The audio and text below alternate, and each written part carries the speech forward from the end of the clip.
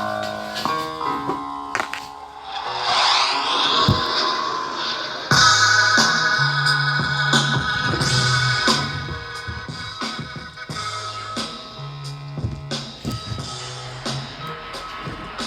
morning, everyone. Welcome to JDB's Morning Cap. Today is Tuesday, June 9th, 2026. And we're ready for this talk show.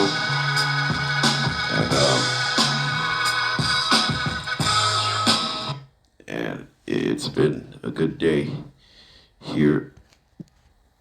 Hope you enjoy. Have a nice morning.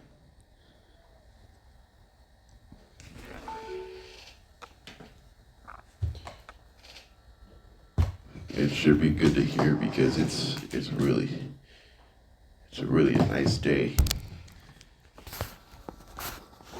as it should. All right, so we're gonna get started right now. Let's start with Game 3 of the NBA Finals. Knicks were sitting on a 13 postseason game winning streak. Try to extend the winning streak to 14, but Spurs got out to a really good start. And the Knicks able to put up 42 points in the second quarter to be up 64-57 at halftime. And then Spurs able to make a huge adjustments in the second half. Defensively, the Spurs defense did a good job. The Spurs defense held the Knicks to 47 second half points, which is better than they were through the first two games in this playoffs. The first two games of the NBA Finals, I should say. The Spurs making huge shots down the stretch. Victor Wembanyama, Stephon Castle making huge plays. Devin Vassell making some huge plays. But Victor Wembanyama led the way with 32 points, 11 for 18 from the field, 8 rebounds, 6 assists, 2 steals, 3 blocks, and only 1 turnover. He was 2 for 4 from downtown, 11 for 18 from the field, and 8 for 9 from the line. As the Spurs hold off the Knicks 115-111 to snap the Knicks' 13 postseason game winning streak. So the Knicks hands their first loss since Game 3 of the first round against the Atlanta Hawks. So this Knicks still have the series advantage, 2-1. The Knicks will have another shot to go 3-1 on Wednesday night at home, or the Spurs could even up this series. So far, the first 3 games has won by the road team in this NBA Finals. So the team has scored at least 105 points or more, wins the game. So really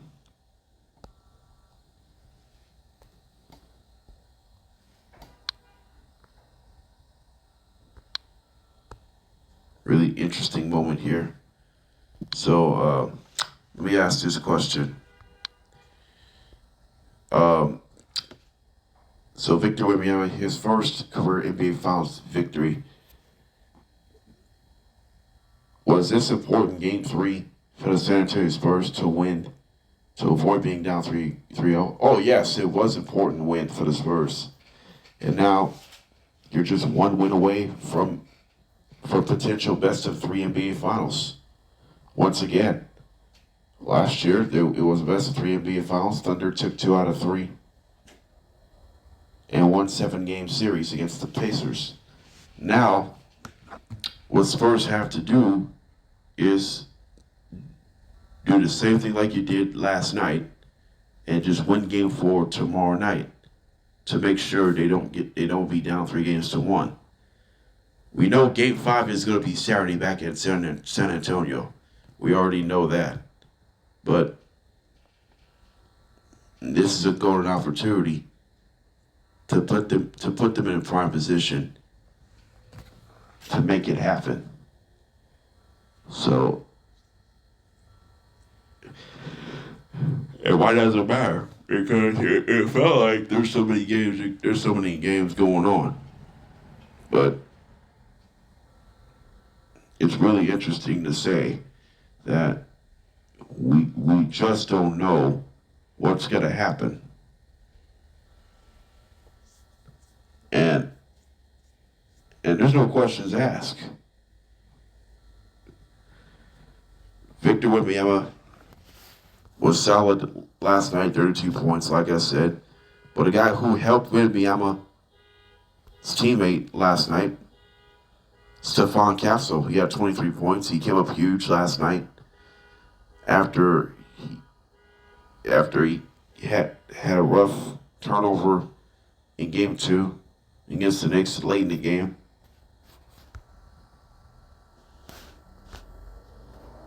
Castle, 23 points, 8 for 14 from the field, 2 for 5 from downtown, 5 for 6 at the line. Also, Devin Vassell was huge as well, 3 for 4 from the field and from downtown, 11 points, 4 rebounds. So, the Spurs, the only way I'm impressed, they only commit 8 turnovers. Just 8 turnovers for the Spurs last night. So they did a good job taking care of the basketball. Something they didn't do the first 2 games of this NBA Finals. So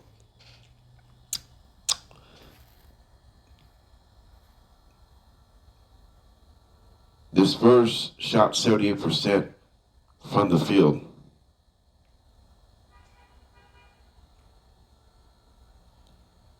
The Spurs, they got off to a slow start as far as free throws. They missed 7 free throws through the first 3 quarters. But since then, the Spurs able to make a lot of free throws without a miss in the 4th quarter. That led to a victory. The free throws have helped the Spurs in the 4th quarter down the stretch. Something they struggled in the first 3 quarters of the game last night, but they figured it out in the 4th quarter. And they shot 46% from the field and 35% from downtown, which is a good sign last night. So, and the Spurs defense forced 13 Knicks turnovers, gaining 21 points off turnovers in favor of the Spurs. 21-7 points off turnovers in favor of the Spurs. So,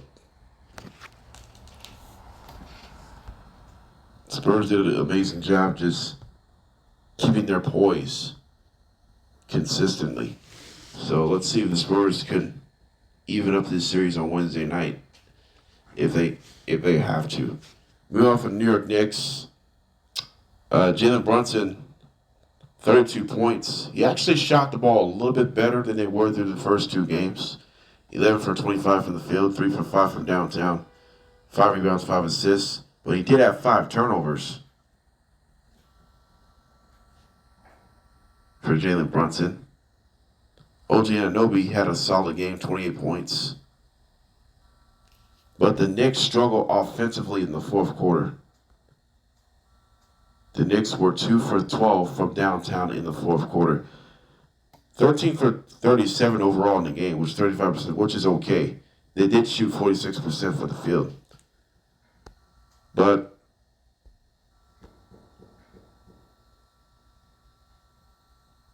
actually, I'm not mad with the loss for the Knicks. I'm not mad. Because the Spurs, they did what they have to do. Is try to win an NBA Finals game for Wembanyama. And he did just that. Now what the Knicks have to do is responding. The Knicks are 1-1 following a loss in the playoffs. So they haven't played a lot of games with losses. So this is only their 3rd postseason loss. So what happened next? They win the series. They can win the series now. So game 4 is tomorrow. They need to win tomorrow and then win Saturday, or at the very least. So let's take up the rest of the series. Game 4 is in New York tomorrow night. Then game 5 on Saturday is in Frostbank Center. And then if Spurs can win 2 games through 5 games, then game 6 will be back in New York on next Tuesday. And then if it goes further, game 7 will be next Friday on June 19th. Now, that's when the Father's Day weekend approaches after next week. So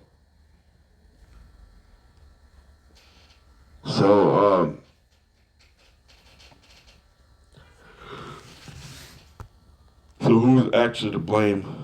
Well, Josh Hart had a better game with 16 points, 6 for 10 from the field, 4 for 10 from downtown. Who's to blame for the game 3 loss?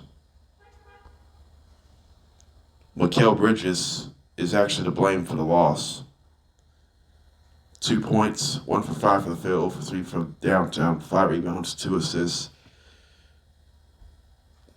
1 turnover. He had 4 fouls. He had a disappointing night for Mikal Bridges last night. That's the reason why he's to blame for last night's 4-point loss. So,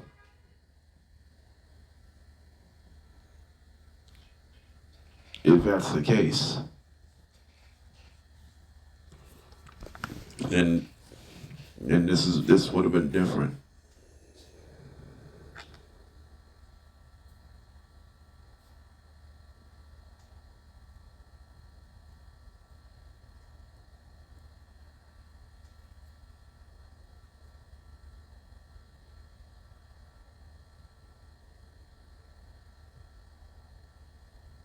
So, I mean, you don't have to necessarily have to worry about it. But if that's the case right now, it's a real difference you can really make.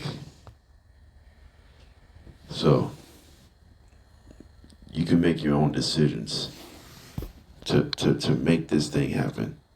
If you're the San Antonio Spurs, or if you're New York Knicks. So let's see how game 4 plays out tomorrow night, if that's the case. So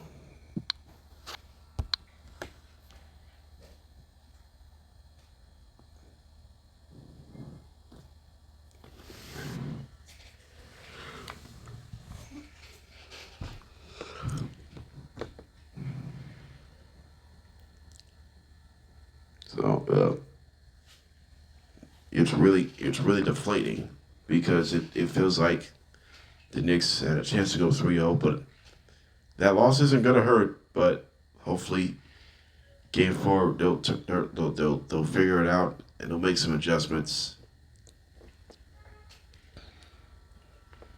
Try to recapture the game here tomorrow night. That is not a problem at all in this one. So, all right. So, you know what I saw last night in Major League Baseball? The Athletics played the Brewers in Las Vegas last night. The balls were flying big time at the ballpark last night. They played 12 innings last night. You know what I saw last night? There were 29 combined runs. There were 34 combined hits in that game.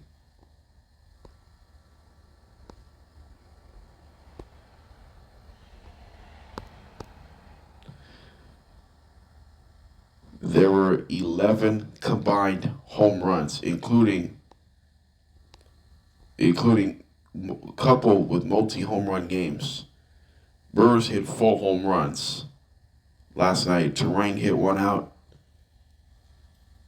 Bowers hit 1 out.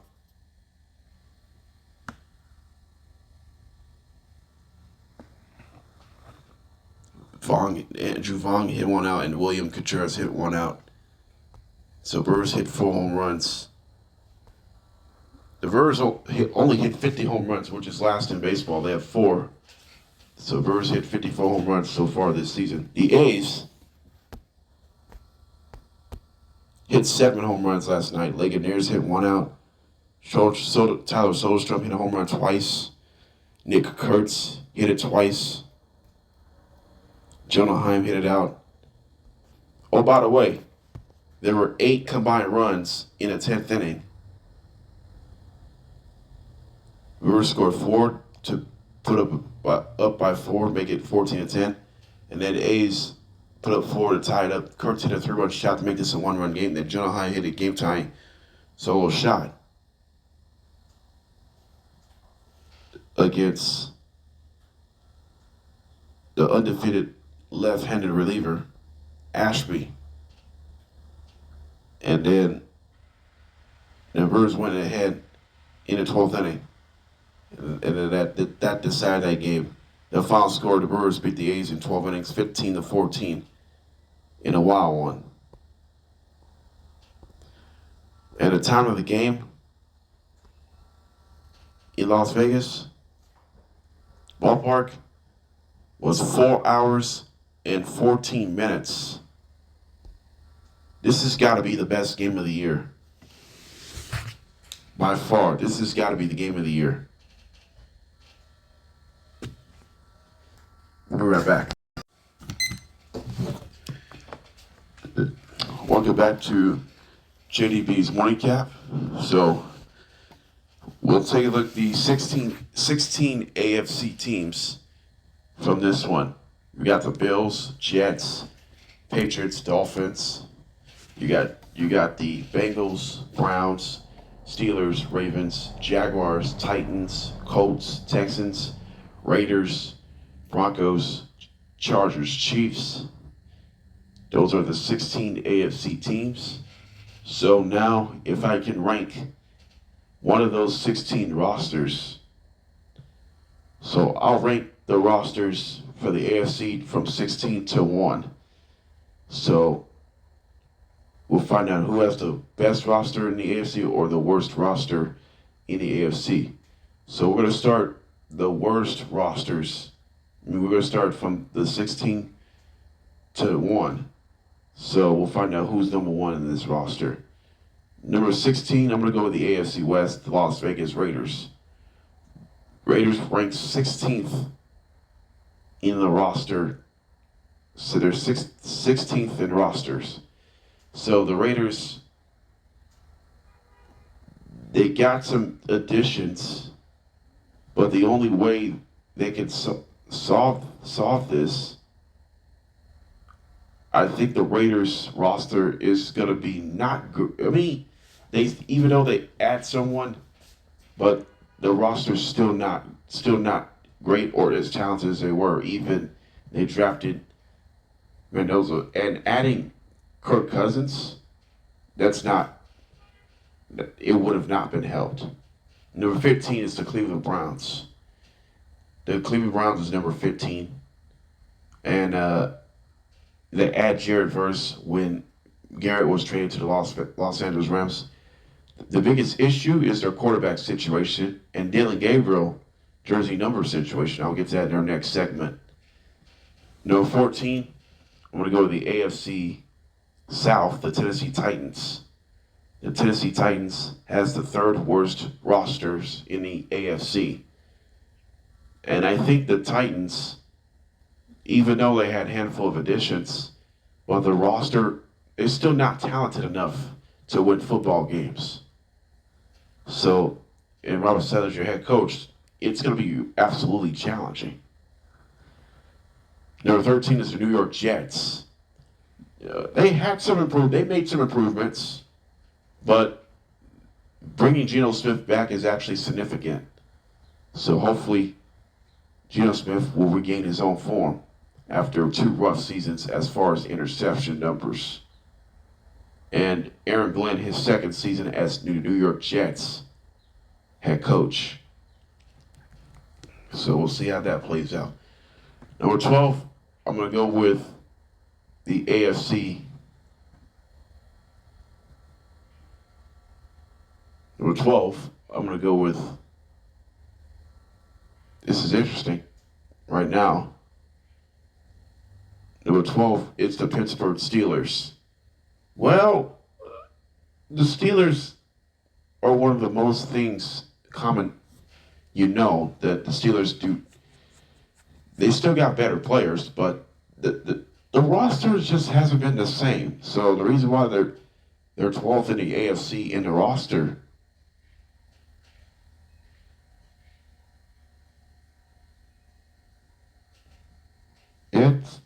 they can make this consistent. Number 11 is the Miami Dolphins. Miami Dolphins is number 11.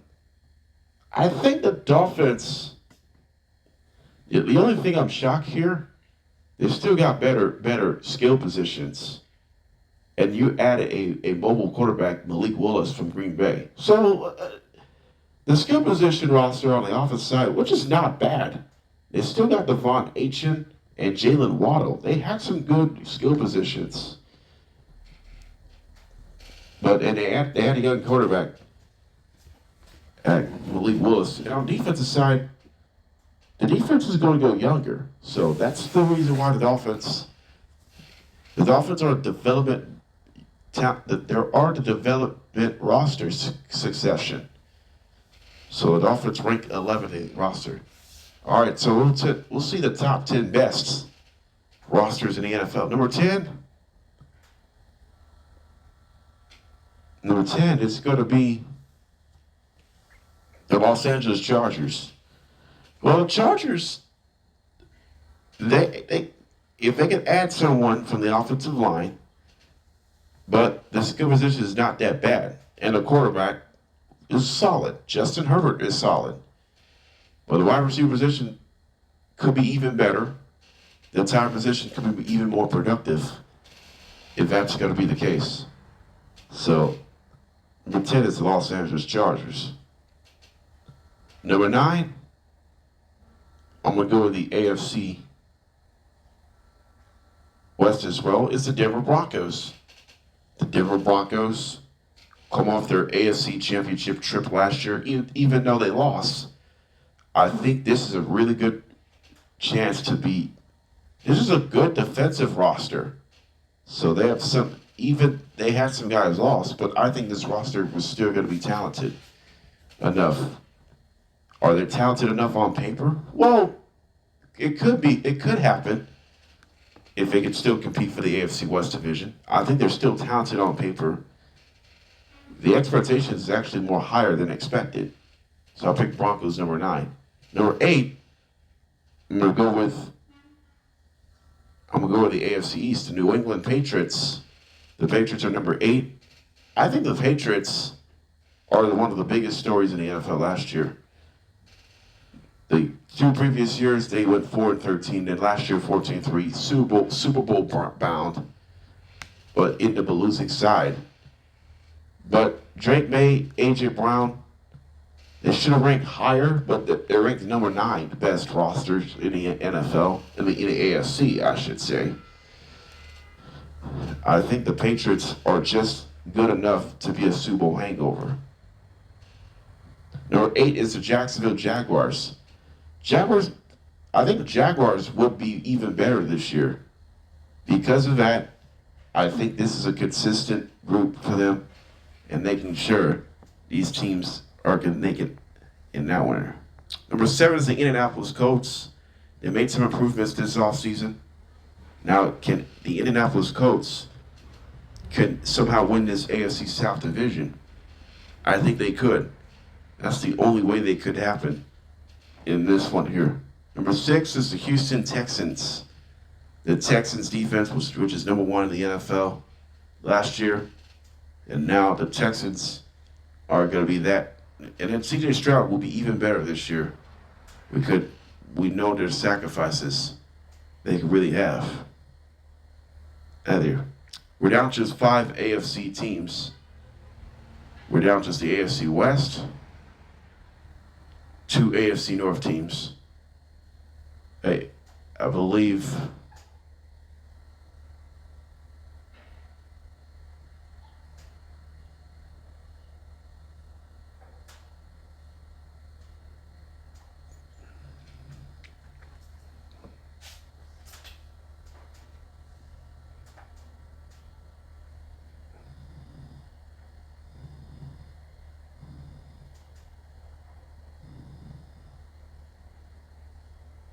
So we'll find out who's the top 5 best rosters.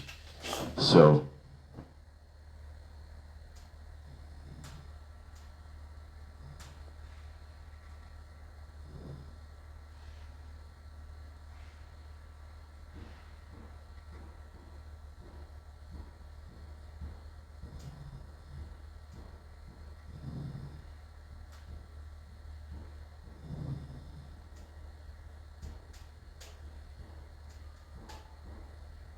yeah, without just the AFC West, the AFC East, the 2 AFC North teams. If I would have missed one team,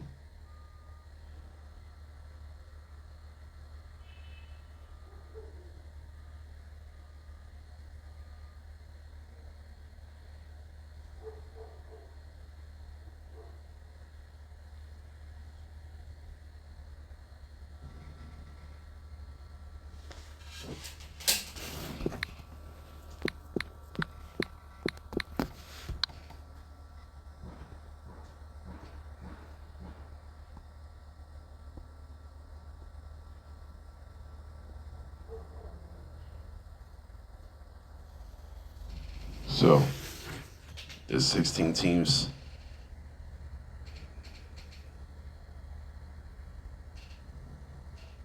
So what I ranked, I ranked 16 Raiders, 15 Browns, 14 Titans, 13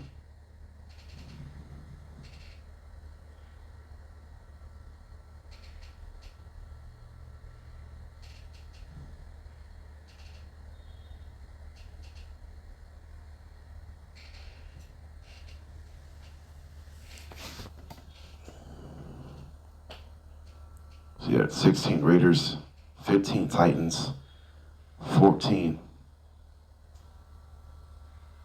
Yeah, it's Raiders, Browns, 16 Raiders, 15 Browns, 14 Titans, 13. 13 is going to be the Jets.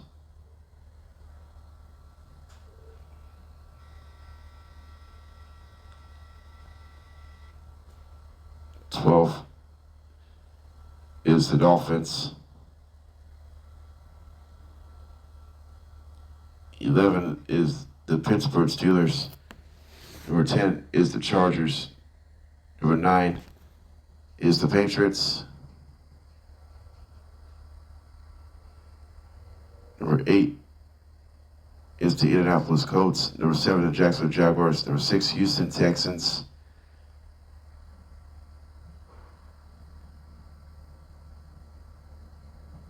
Number 5 is the Denver Broncos. Actually, number 5 is going to be the Denver Broncos. I'll take that back. So number 4, it's going to be number 4 is going to be this. It's going to be interesting. Number 4 is going to be the Cincinnati Bengals. I think Joe Burrow is the one that can do it right now.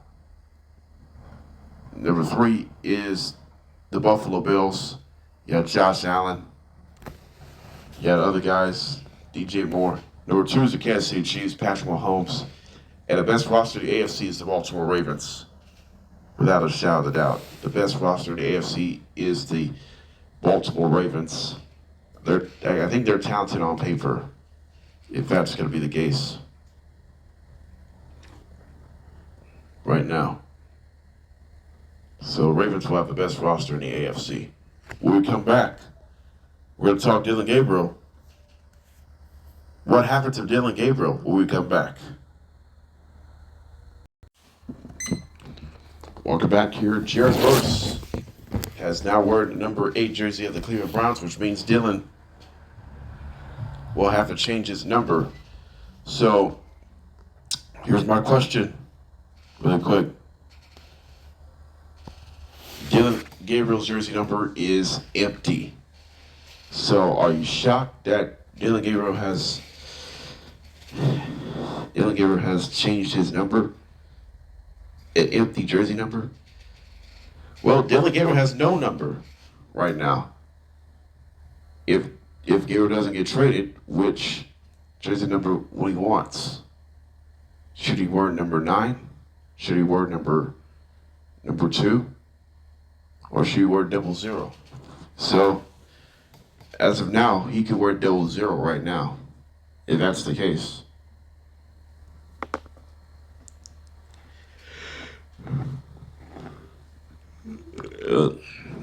It's tough for Dillon Gabriel to go through it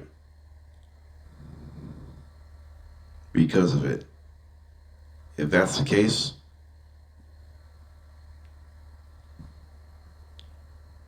but my other one is 18. I'll give him Dillon Gabriel number 18th if that's the case. There's a lot to think about.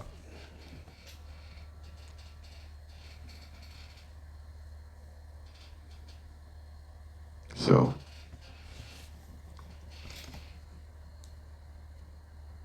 it's really tough to navigate because of it.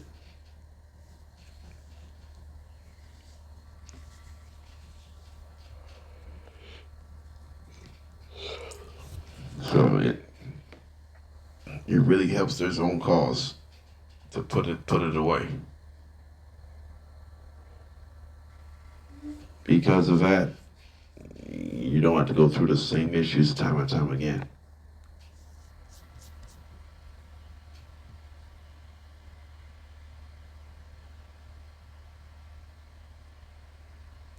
Maybe exact same difference. So let's just say the Browns, they got to make some decisions to make.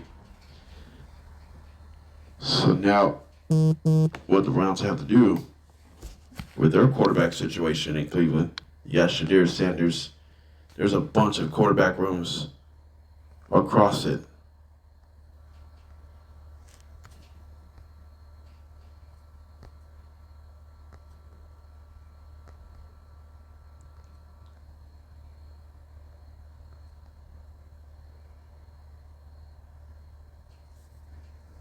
But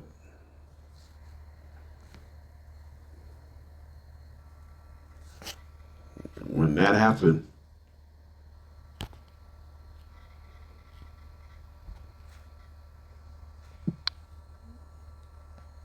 there's not a lot of explanations going on. If that's the case, then this is going to hurt. This is going to hurt by it.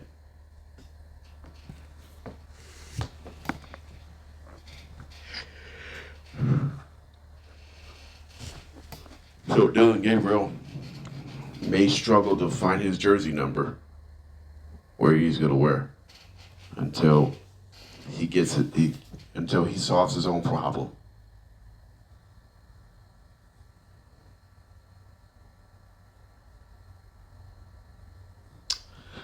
Come next on JDB's Morning Cap, we'll talk the best roster in the NFC, and we'll step away.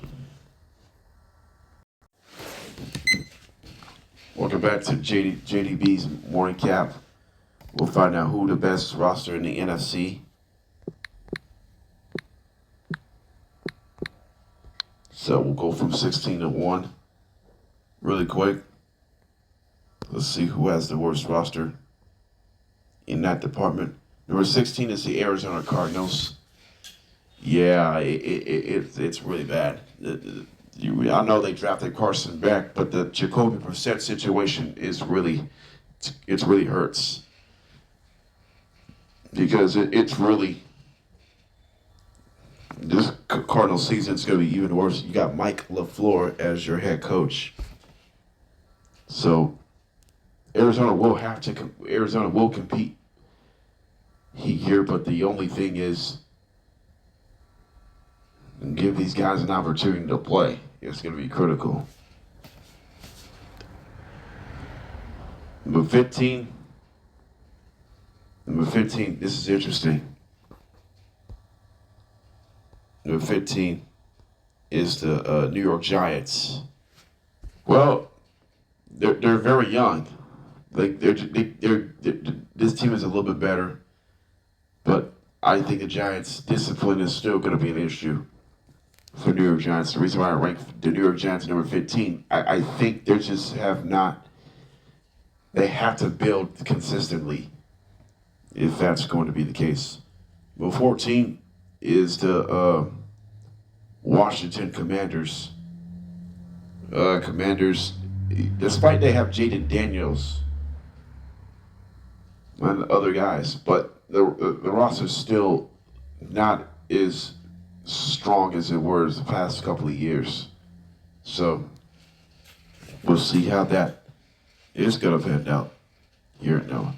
Number 13 is the Carolina Panthers. Despite they made the playoffs last year, I think this roster is still it's still a youthful roster for the Carolina Panthers. The reason why the Panthers are ranked number 13 because Bryce Young is still developing. McMillan is facing his second season as a Panthers wide receiver. Dave Canales' his third season as Panthers head coach. So that's why I rank number 13. Number 12 is the Atlanta Falcons. The Falcons, they should have ranked lower, but number 12 is the Falcons. I think the quarterback situation in Atlanta has not been solved just yet. You had Tua Tagovailoa and Michael Penix Jr. They're both left-handed quarterbacks, by the way, if I'm correct. Yeah, they're both left-handed quarterbacks. So, I believe for the first time in Falcons history, that both Penix and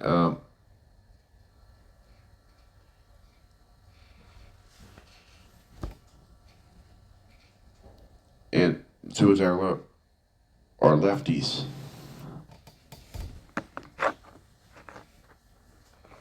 So it's really interesting to see this one here. Number 11 is the New Orleans Saints. The Saints is number 11. I think they should have ranked lower than that, but they made some improvements. But the New Orleans Saints, I think they can compete for this NFC South division. They can win some games. And that's the reason why the Saints are number 11. Number 10 is the Tampa Bay Buccaneers. Well, the Buccaneers are an older roster, but I understand that. But Baker Mayfield last year missed the postseason by a tiebreaker with an 8-9 record. Now it's time to go back to the postseason. The Buccaneers, losing Mike Evans is tough to see that one here. Number 9 is the Philadelphia Eagles. Well, the Philadelphia Eagles, the roster's still fine, but losing A.J. Brown is going to be tough. But the Eagles roster, I'm still ranking top 10 because I think they're good enough without A.J. Brown. Devontae Smith is great, and then you got tight ends, the offensive line, and the defense is the big story. The defense has more talented than their offense. So Jalen Carter, Jordan Davis. So Philadelphia Eagles ranks number 9 in roster. Number 8 is the Minnesota Vikings. I think their defense is still going to be strong. But I'm still concerned about the quarterback situation between Kyler Murray and J.J. McCarthy. But Kevin O'Connell. But the good news is you still got good skill positions. But they got to get skill position, get healthy. That's going to be critical. But Justin Jefferson is the best in the business in the Minnesota Vikings. He can be more productive this season. Number 7 is the Green Bay Packers. The Green Bay Packers are ranking number 7 best roster in the NFC. I think they can get to the Super Bowl this year if they can make it happen. But Matt LaFleur, they just want consistency out of these guys. If they can get Micah Parsons back, this team can make the Super Bowl run.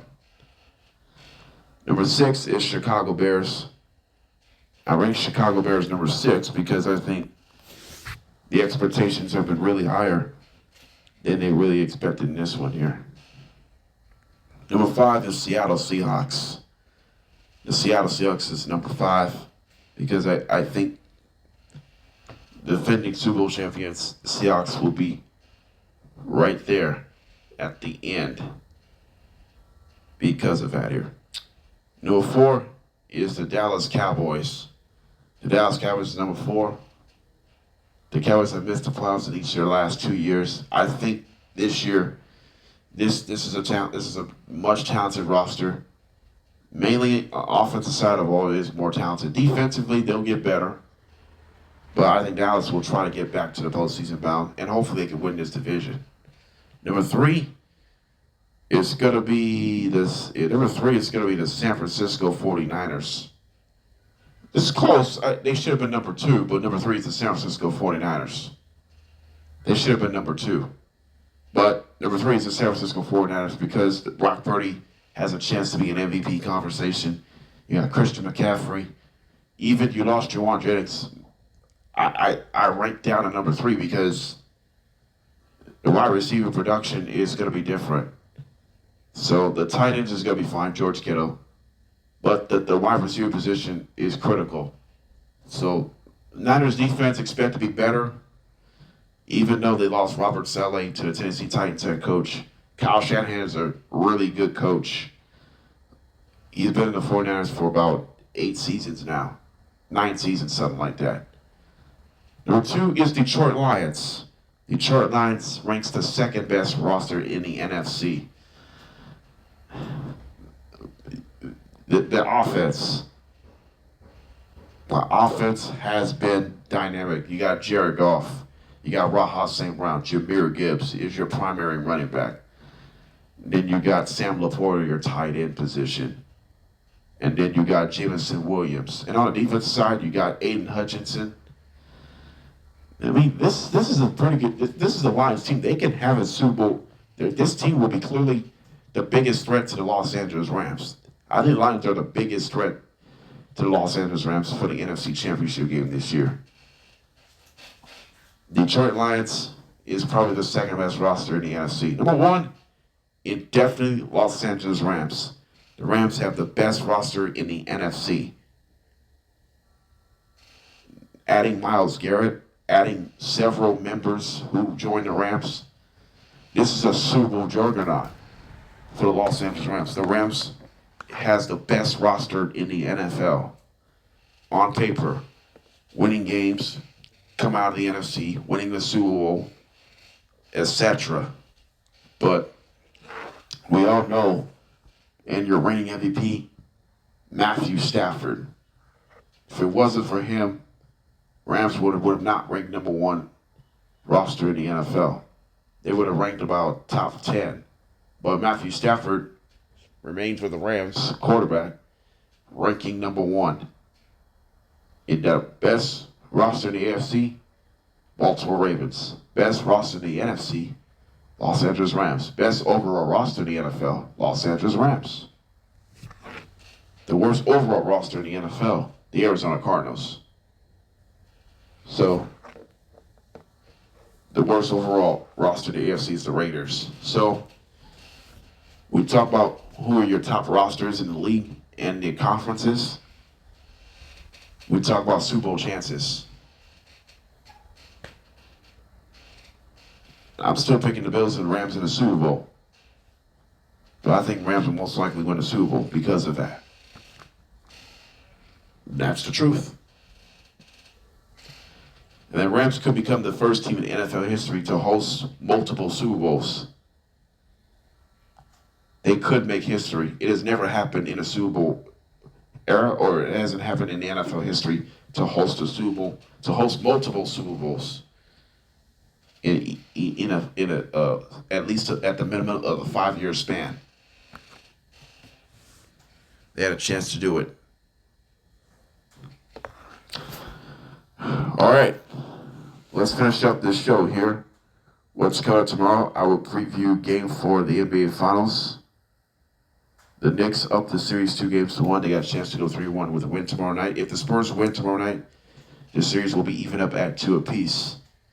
Game 5 will be taking place on Saturday back in Frostbank Center in San Antonio. Game 4 tomorrow in MSG. Knicks try to bounce back. The Knicks are 1-1 this postseason following a loss. So we'll see how they could respond in Game 4 of the NBA Finals. We'll see how that pans out in 2026. Also, tomorrow, I'm going to talk about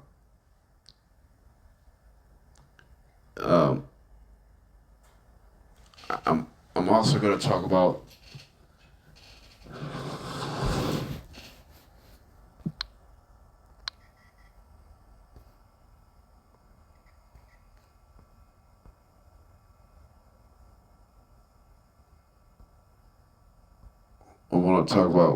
who do you think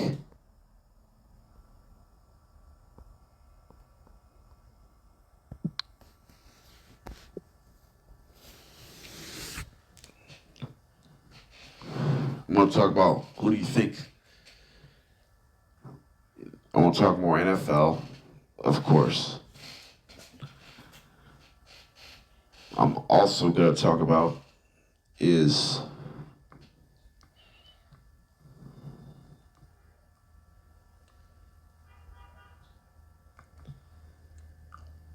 I'm going to evaluate Victor Wembanyama's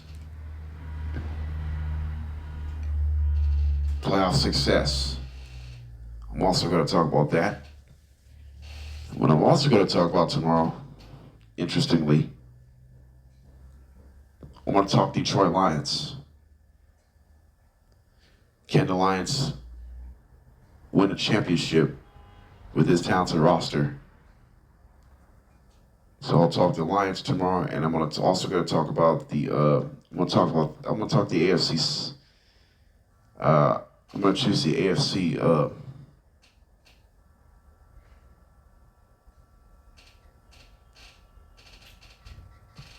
I'm going to choose the AFC West team. I'm going to choose the Denver Broncos. So we'll see how that goes here tomorrow in this one here. All right, that's enough for me. This is JDB's Morning Cap. We'll be back at it tomorrow, and enjoy your day.